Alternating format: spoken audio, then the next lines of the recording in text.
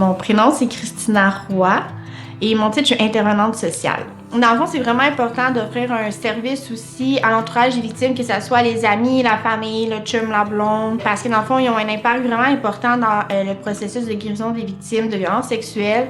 Dans le fond, principalement pour comprendre les réactions possibles à la suite des événements, aussi de comprendre la situation de la femme, de comprendre aussi pourquoi elle se sent ainsi. C'est eux qui sont principalement toujours avec la victime, souvent, fait que, tu sais, eux, ça peut les outiller à mieux intervenir auprès de la personne qui aime et qui a vécu une violence sexuelle.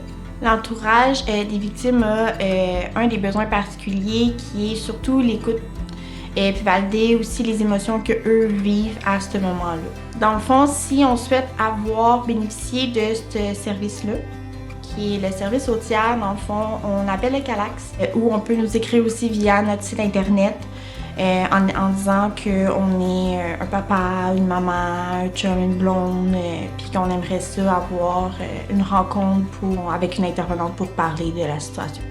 Quand la personne a l'appel, on essaye dans les meilleurs délais d'ici 2 semaines d'offrir une première rencontre dans le fond à la personne.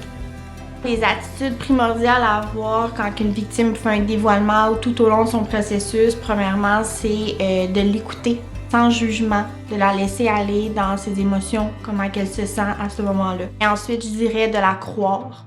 Vraiment important de la croire dans sa perception à elle de la situation, de pas la remettre en question, de pas poser trop de questions non plus parce que ça peut faire en sorte que la victime va prendre des fois se remettre en question ou se sentir dans un interrogatoire, donc probablement se refermer. De valider ses émotions aussi, de comment que elle se sent. Tu sais, c'est son histoire à elle. Fait que peut-être qu'elle le vit de cette manière-là, mais peut-être qu'une autre personne non, mais c'est valide comment elle se sent à ce moment-là. Une autre attitude qui est primordiale, c'est soutenir. Dans le fond, si nous, on se sent pas apte à soutenir la personne, on peut la diriger soit vers un organisme approprié comme le CALAX ou une personne aussi qui est prête à soutenir cette personne-là.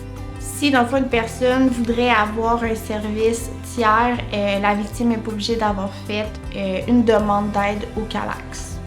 Moi, je me suis toujours dit que ma paye, c'est vraiment quand que je vois la finalité d'un processus de guérison avec les femmes ou avec les adolescentes.